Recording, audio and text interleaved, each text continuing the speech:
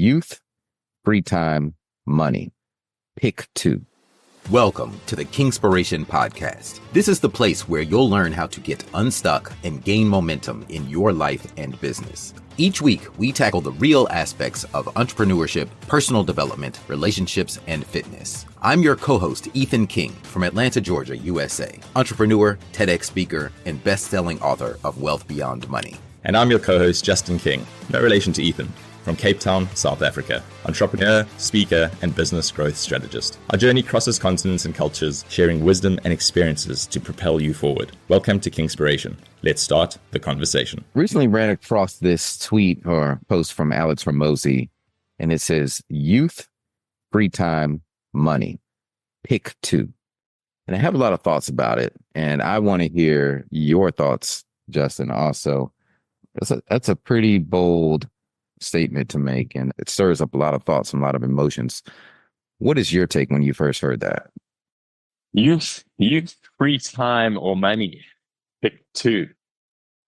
To be technical, it doesn't have the word or. Or, okay. It's just youth, free time, money, pick two. Money, pick. You can see it. Youth, free time, money, pick two. Yeah, it's huge. Immediate thoughts, I want to pick three.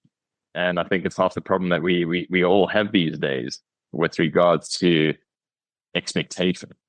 The expectation that, the expectation that we want to be able to work 3 hours a day on working in our area of purpose, which sometimes gets confused with a hobby, and then still have impact, make money, maintain your youth and health, so being able to train whenever you want. It's an interesting one for me, man. It brings up a lot of immediate thoughts around a lot of things that I've been listening to and reading recently. But if I had to pick two, I'll tell you my two that I would pick. I would go with youth and free time. Okay, why is that? Youth, because I'm nearing 40. And as you near 40, you cannot, I still feel 16, don't get me wrong, but you cannot turn back the clock. I like to think that I've looked after myself relatively well physically, but I look at some of the younger guys that are training these days, and it has to be impossible for me to keep up with them. So that's a physical point of view, but that also it translates into a lot of mental energy as well. And I've had that conversation a few times, like when you're in your early, mid, and late 20s, you've just got this unbridled and unrestrained amount of energy that you can plow into a lot of things. And that can be late nights with friends and then bouncing back and into work the next day. And I mentioned Scott Galloway's name to you a little bit earlier when we were chatting, and he spoke about how when he was in his 20s, on a Tuesday, he would go to work at 9 a.m. in the morning, and he would stay at work until 6 p.m. Wednesday evening. That was what he used to do to get ahead. And he's like, that's what he could do in his 20s, and he wouldn't be able to do it now. So your youth brings with it, geez, man, just the energy to take on the world and the confidence and I'm trying to think of the right word to use, then the naive confidence that you can literally do absolutely anything, which is amazing.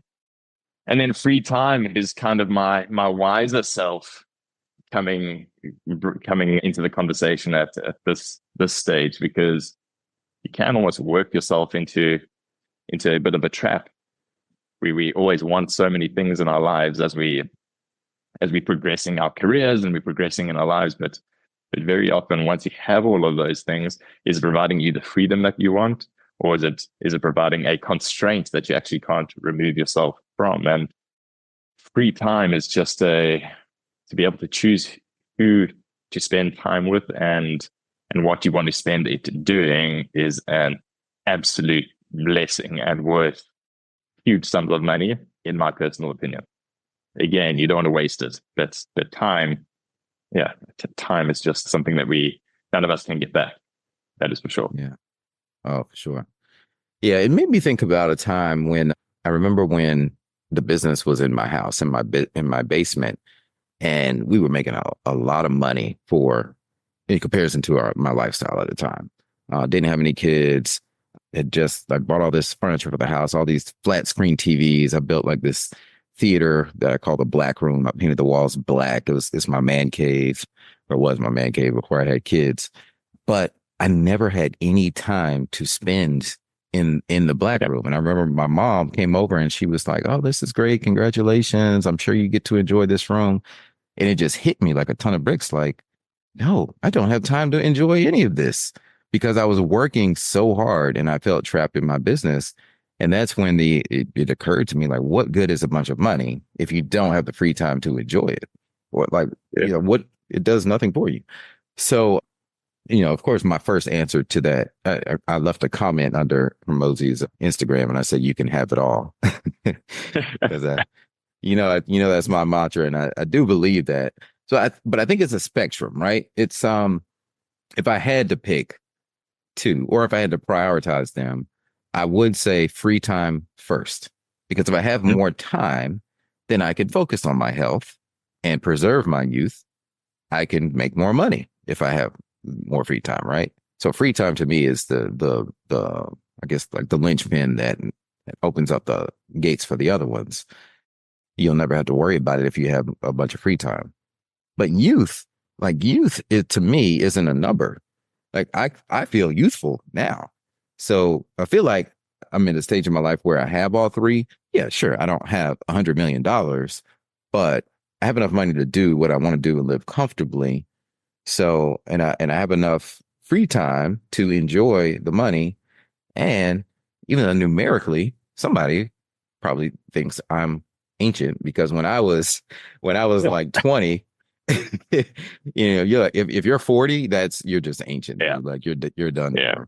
But so now, and I just had another birthday too. So now I'm beyond ancient. But truth is, I feel like I have so much energy, like more. I feel I'm in better health now than I was at like 25.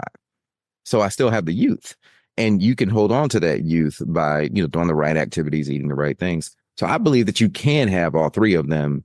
But I think where people go wrong is trying to chase after, while they are numerically young, trying to sacrifice everything else in pursuit of money, or like heaps of money, and like ignoring social stuff, not going out. Like, I believe young people should go out, have a good time. So those people say just put your nose down and grind and ignore everything else. Like, I'm not a big subscriber in that, because you can't really get those years back. Your peers will kind of move on. But then you also, I believe you shouldn't go the other direction and just only live like a bohemian lifestyle and only focus on free time and ignore money. So while you have your numeric youth.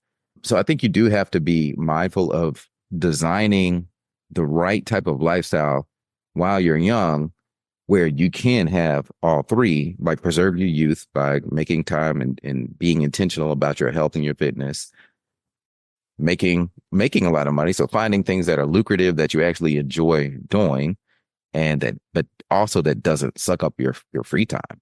I had friends who graduated from college and went to work on Wall Street, and they had no free time. Like, they were being worked. They made a lot of money. Like, they came out making more than all the rest of their peers, but also the cost of living in New York was way higher. So their money didn't go as far, and they had no time to enjoy it because they had to be around the clock, like 24/7. So it burned them out very quickly, like within less than 2 years. Those are my thoughts around it, but I thought it was very thought-provoking. Do you not think, though, it comes back to really expectation? And most of these tweets by Alex Hormozi and other individuals is really around provoking some sort of, it's meant to be thought-provoking, rather than a truth of you can only have two. It's the reality is the vast majority, I think, of people cannot expect to have all three at the same time, all the time. And it's the idea of managing expectations. Right, if you're wanting to get ahead, you are going to have to invest time. So even if it's for the short term, you are going to have to lean in and give up some of that free time to get ahead and get that money that you're wanting. Youth is probably the anomaly out of those three. It's slightly different and slightly nuanced, because I do believe that that's probably the best investment, and you've touched on it already. The best investment we can all make is into the continuous let's call it the continued management of our youth. And as you say, I think youth would just be feeling younger than you are on paper, and having that energy that you perhaps shouldn't, based on what the age says on paper. But I do like this idea of provoking thoughts, and then also creating some sort of constraints, and within that constraint, then you have to become quite innovative. So it's the same as in business. If we think about it, let's just use a simple example like allocation of resources, and resources could be people, could be budget.